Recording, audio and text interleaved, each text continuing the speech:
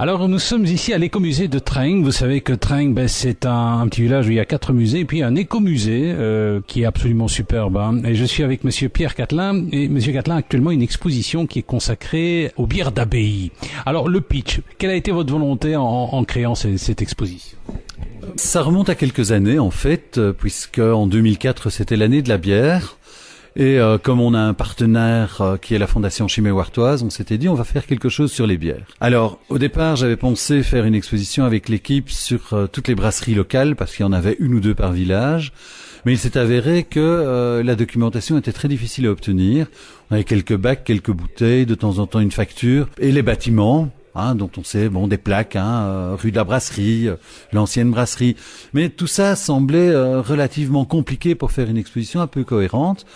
Et alors, je me suis rendu compte que on avait quand même le potentiel énorme de l'abbaye de Scourmont à Chimay, et que finalement, en posant la question autour de moi, tiens, à votre avis, il y a combien de bières trappistes en Belgique ? Eh bien, les gens en arrivaient soit à 12, parce qu'ils mettaient des tas de bières non trappistes dans les trappistes, soit ils n'arrivaient jamais à citer les 6 abbayes trappistes, puisqu'il y en a 6, 3 flamandes et 3 wallonnes. Et à cela, on a ajouté évidemment la 7e abbaye qui fabriquait de la bière, c'est-à-dire l'abbaye de Koningshoeve à Tilburg en Hollande. Alors dès le départ, parce qu'on a eu bien sûr besoin du concours des abbayes pour réunir la documentation, j'ai très vite senti avec le père abbé de Scourmont, dont Armand Veilleux, qu'il ne s'agissait pas de réduire les trappistes à leur bière ou à leur fromage, mais qu'il fallait aussi parler des trappistes en tant que tels.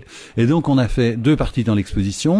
Une partie qui est consacrée à l'ordre monacal, aux cisterciens de la stricte observance que sont les trappistes, et une autre partie consacrée là plus proprement à la bière. Dans la version de 2004, c'était bière et fromage. Ici maintenant, il y a quand même 4 abbayes de plus, une hollandaise en plus, une autrichienne, une américaine et une française, qui ne porte pas encore tout à fait l'appellation produit trappiste authentique parce qu'elle est fabriquée à Scourmont et pas à Mondéca. Enfin, donc là, il y avait moyen d'avoir quand même une exposition d'envergure. Nos collections sont plus larges que ce qui est montré parce qu'on a vraiment beaucoup de choses. Nous sommes avec Pierre Catelin, qui est le conservateur de l'écomusée de Trengg, un écomusée qui propose actuellement une exposition consacrée aux bières d'abbaye. Alors c'est vrai que c'est une exposition truffée d'anecdotes, on découvre des choses étonnantes, mais alors pourquoi est-ce qu'à un moment donné, des abbayes se sont mises à produire de la bière ? À un certain moment d'ailleurs, elles produisaient du vin, puis elles se sont mises à produire de la bière et du fromage. Pourquoi ? Mais de manière assez simple, parce que en fait, ces abbayes qui s'installaient en Belgique, enfin ces abbayes installées en Belgique, l'ont été toutes au niveau trappiste après la Révolution française. En fait, en 1793-94, les ordres religieux sont interdits en France par la Révolution. Ça va être confirmé par Napoléon par la suite d'ailleurs. Les moines sont chassés et vont s'installer dans des zones où ils ont encore le droit de développer leur communauté, notamment en Suisse et en Belgique. Alors, ce sont des Français. Ils avaient des terrains fonciers, donc ils vivaient de l'agriculture, de l'élevage. L'agriculture, c'était souvent du vin, de la viticulture. Et pour l'élevage, c'était souvent soit des moutons, des chèvres, des vaches. Et très vite, les premiers qui s'installent, c'est-à-dire à Westmalle, c'est dans la province d'Anvers, en Campine, se rendent compte que moutons et chèvres, c'est pas l'idéal, donc les vaches, ça va mieux convenir. Que donnent les vaches ? Du lait. Que fait-on avec du lait ? Du beurre et du fromage, c'est assez logique. Et donc, pour survivre, pour aider leur communauté à vivre, ils vont produire ce genre de choses-là, avec des laitières hollandaises d'ailleurs.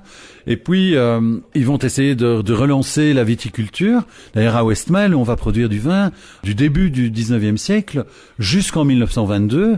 Mais ce vin n'est pas terrible, il faut être clair, produire du vin en campine, c'est peut-être pas le terrain idéal. Et très très vite, le nouveau produit qui va transparaître d'abord pour la consommation des moines. Dès les années 1830, il y a une petite brasserie, mais une bière qui n'est pas commercialisée. Elle est donnée aux malades, et oui, on soignait à la bière à cette époque-là, jusqu'assez récemment, il faut bien le dire.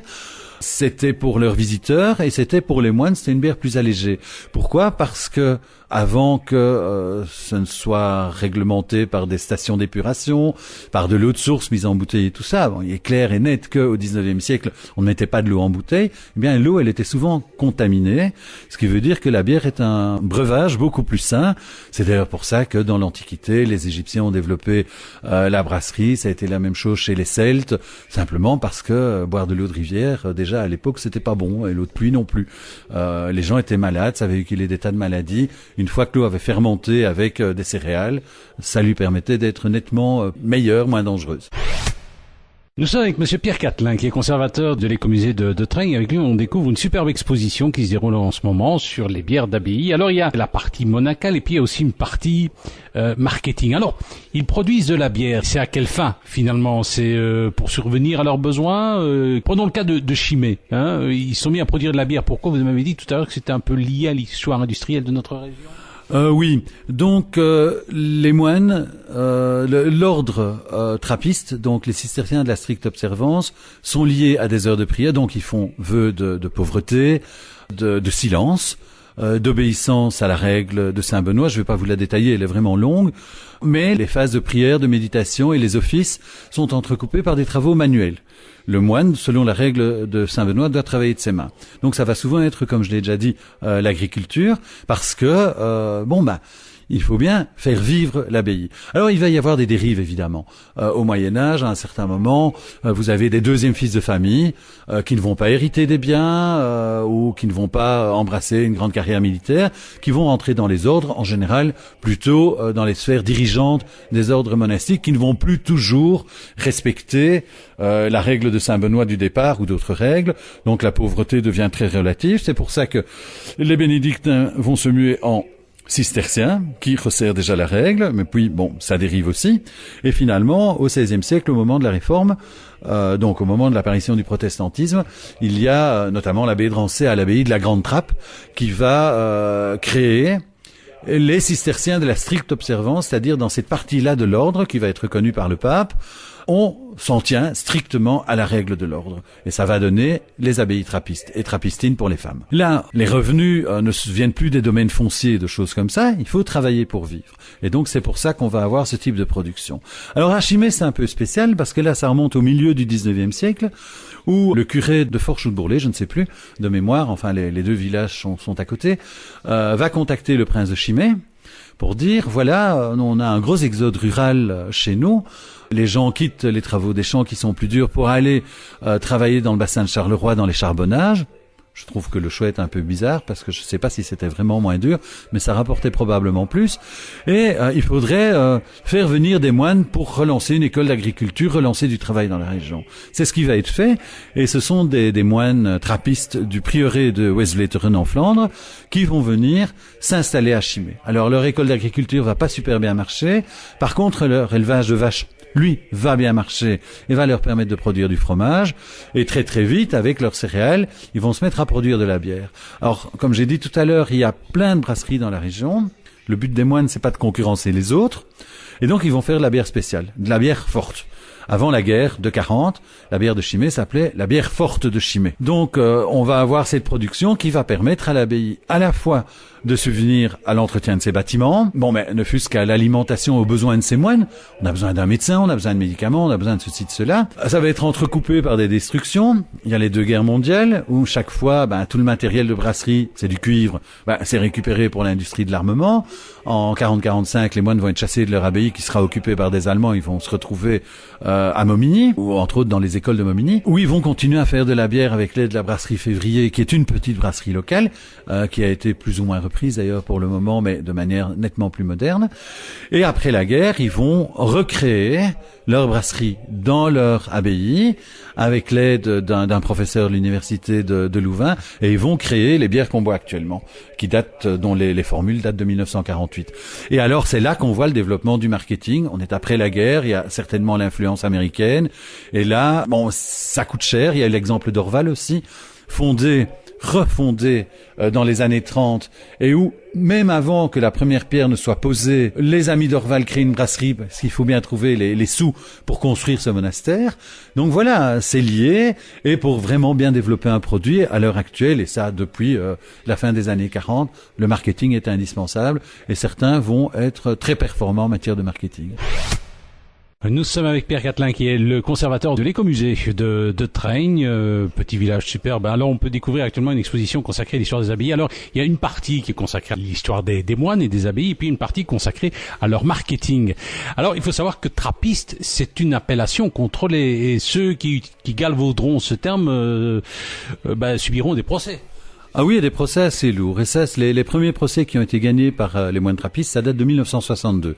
À l'époque, tout qui voulait lancer une bière et lui donner un succès l'appelait trappiste parce que c'était un gage de qualité.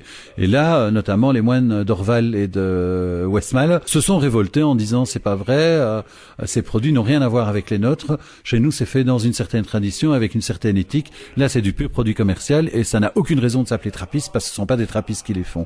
Et on a d'ailleurs une vitrine dans l'exposition avec toutes les fausses trappistes, mais qu'on ne trouve plus sur le marché actuellement parce que je crois qu'il n'y aurait pas intérêt. Ça leur coûterait relativement cher puisque trappiste est une appellation protégée et qu'en plus de ça, les bières trappistes maintenant, comme les fromages, comme les confitures, comme d'autres produits, qui sont fabriqués dans l'abbaye sous la surveillance, sous la supervision des moines et notamment pour subvenir uniquement aux besoins de la communauté, à l'entretien des bâtiments et aux œuvres sociales et culturelles, ça c'est très important. Donc ce ne sont pas des sociétés par action, ça elles portent le label Authentic Trappist Product. Nous étions avec Pierre Catelin, qui est conservateur de l'écomusée ici à Traigne, où se déroule une superbe exposition, venez la voir, consacrée à l'histoire de bière d'abbaye. Il y a un aspect monacal et puis on parle aussi de l'aspect marketing. C'est vrai qu'il y a des pièces absolument fabuleuses. Je pense par exemple à Orval, qui a un design très art déco. Oui, c'est tout à fait passionnant parce que le projet de fondation de l'abbaye d'Orval, donc sur les ruines de l'abbaye cistercienne du XVIIIe siècle, qui a été détruite complètement à la Révolution française et qui va rester un champ de ruines pendant plus d'un siècle. Donc ce projet-là, c'est 1928. On va faire appel à un architecte anversois qui s'appelle Henri Vaas, qui est tout à fait dans la lignée de la Wiener Strette du Bauhaus, un peu comme Henri van de Velde, comme Horta. C'est-à-dire, c'est pas non seulement quelqu'un qui va créer les plans de l'abbaye et le design de l'abbaye, mais il va créer le tout. Donc c'est lui qui va créer l'actuelle bouteille d'Orval, dès le départ, c'est toujours la même, qui va créer le verre. Le verre est un verre signé Henri Vaz. Le lettrage, le sous-boc, c'est toujours le sous-boc de 1930. Donc c'est toujours ce style art déco qui reste. Les publicités, en fait, on est complètement à Orval dans une ambiance complètement créée par l'architecte qui a créé l'abbaye. Il y a aussi une anecdote étonnante, c'est qu'à un moment donné, il y a une abbaye qui a profité du lancement de la TVA.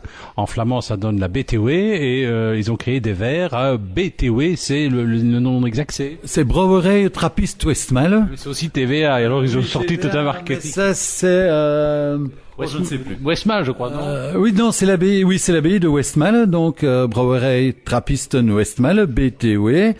Pour voir la signification, la traduction de TVA, je vous conseille d'aller voir sur Internet. Je le sais, mais je ne le retrouve plus de mémoire, c'est pas grave. Donc ils font ça en 71, au moment où la TVA va apparaître en Belgique. Ils vont créer 3 types de verres avec des lettrages de couleurs différentes, des cendriers, des sous-bocs, et quelques semaines ou un mois ou 2 mois plus tard, crac boum, ils ont l'État sur le dos qui leur dit non, ça c'est protégé, vous pouvez pas faire ça, il faut détruire tout le stock. Ouais. Alors c'est vrai que c'est le monde brassicole, c'est peut-être un peu mafia à certains moments, puisqu'il y a eu une histoire entre Ciné et Chimay. Chimay s'est fait un petit peu avoir par Ciné. Oui, là il y a une question de lettrage. En fait, Chimay n'avait pas déposé son lettrage. Ciné, après, qui n'est pas une abbaye, qui est une marque de bière, a repris une partie du lettrage de Chimay, puis l'a déposé, et puis a signalé à Chimay que, non, ils n'avaient plus le droit d'utiliser leur propre lettrage parce que maintenant il appartenait à Ciné. Et donc, Chimay a changé son lettrage, a adapté son lettrage en fonction de ça. En tout cas, merci beaucoup de nous avoir fait visiter cette exposition. C'est à découvrir en ce moment. C'est jusqu'au mois de novembre, je crois, monsieur. C'est jusqu'au 11 novembre. Voilà. Ça va. En tout cas, venez, ça vaut vraiment la peine si vous voulez découvrir un peu l'histoire de toutes ces bières d'abbaye. Il y a de superbes pièces. Pas facile toujours de trouver ces pièces. Non, plus c'est vieux, plus c'est rare. C'est un peu logique et c'est vrai qu'il y a vraiment des collectionneurs dans ce domaine-là et donc tout n'est pas toujours très bon marché. Il y a pas mal de choses qu'on peut trouver sur eBay, donc la fameuse réseau de vente aux enchères, mais justement parfois ça monte très très haut. Merci.